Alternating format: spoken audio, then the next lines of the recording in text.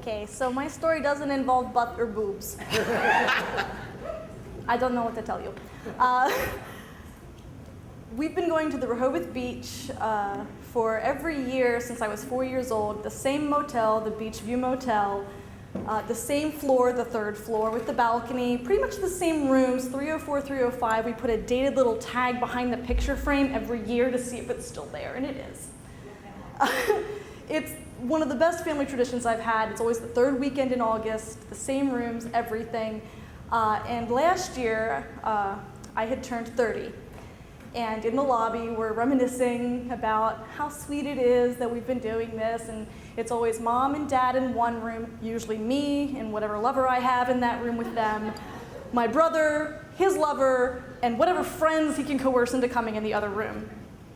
But last year was the first real year that I didn't have a lover, so I got to bunk with the fun kids instead of the old farts.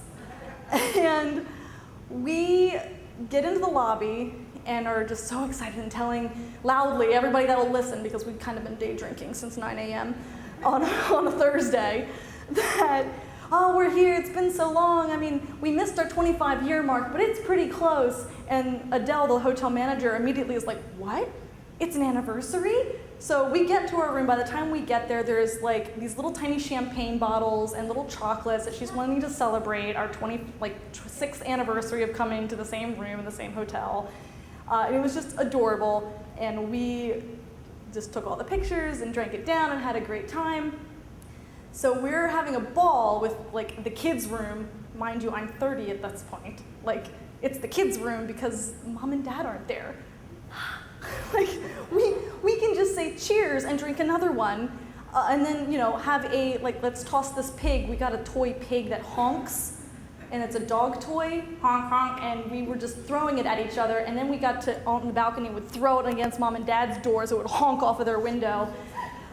Just raising a lot of hell for 30-year-olds. And my brother gets terribly sick and is hiding in the bathroom, and I'm laying on the bed. My brother's lover is laying on the other bed playing on her phone, and I go, let's go for a walk. It's 11 o'clock on a Friday night at this point. Let's go for a walk. Let's go do something. Come on. Like, we're sitting in a hotel room. And she goes, what do you want to do? I said, I want to play Pokemon Go. So on vacation, I'm 30 years old. I want to go for a walk to play Pokemon Go.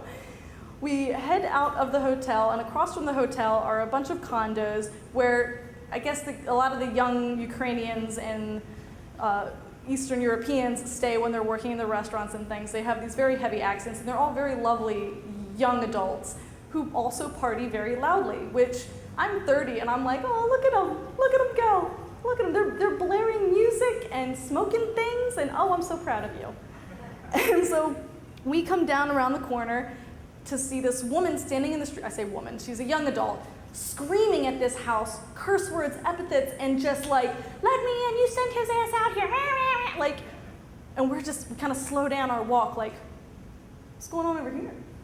And these two guys come out of the porch, and they're trying to keep her off the porch, and people are hanging on the balconies and like taunting her back, and I don't know who is in this house, what they have done to this woman, but it's about to get good, and my brother's girl grabs me by the ear, no less, and he just drags me down the sidewalk to the boardwalk to the Pokestop. And so we're playing on the Pokestop, and we can hear it getting louder and louder on Wilmington Avenue, and we meet this lovely adult and his mother walking their dog, and they're also playing Pokemon Go, and we're just laughing about it, and then it just gets really like raucous, where I don't know if blows are being exchanged or what is happening, but she is screaming bloody murder, and the young man is like, do we call the police? What do we do? What do we do? It's vacation, what do we do? And Alex is like, oh God, this always happens to me. On vacation, I can't get a break. I have to be the grown-up. No, there are cops down the boardwalk. You continue your evening. Ashley, come along, grabs me by the other ear, because I want to go over and like watch. I don't get this kind of stuff in Southern York County, like, oh, there's a mistress? Is there a kid? What's happening? Oh, she's thrown a blow. Like, I don't get that, like living in cornfields. So I was very excited to watch like whatever drama was about to unfold Jersey Shore style. But she drags me on down the boardwalk to these two lovely Rehoboth Beach police officers sitting there eating their pizza. It's, 11:30 midnight at this point, and she goes, I don't know if you can hear it, but up on Wilmington, there's a fight happening. And bless her heart, she did this deliberately. Happening? and they drop their pizza and bolt. Like, we were not expecting cops to drop their pizza and then run toward an altercation, but I guess Rehoboth is just really quiet, like the cornfields. So she tries to shout after them, not like a real fight, more like a verbal altercation with some light slapping, because they're getting further and further away. She's trying to shout after them. And I'm chuckling, ha ha ha, the cops ran after whoever is a drunk girl yelling about, baby mamas. All right, I'm playing Pokemon Go. And I start to turn and say, oh, let's go back to the hotel to like follow the cops. And she grabs me by the back of the hoodie and is like, no, Ashley, we don't follow the cops, we're snitches. So we circle the block, come back around, and the entire time saying, oh, I hope the cops will be okay. She's like, there are 2 cops, 1 drunk girl, it'll be fine.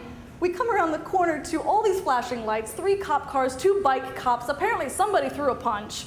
And we get up to the room looking over the balcony, and we hear what sounds like screaming out in the distance, accompanied by this thump, thump, thump.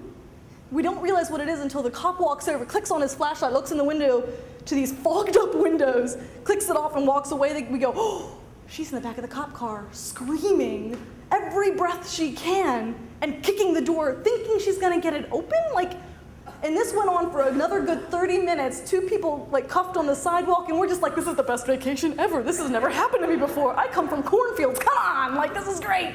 And my buddy Alex, who's seen everything, is just like, vacation, vacation.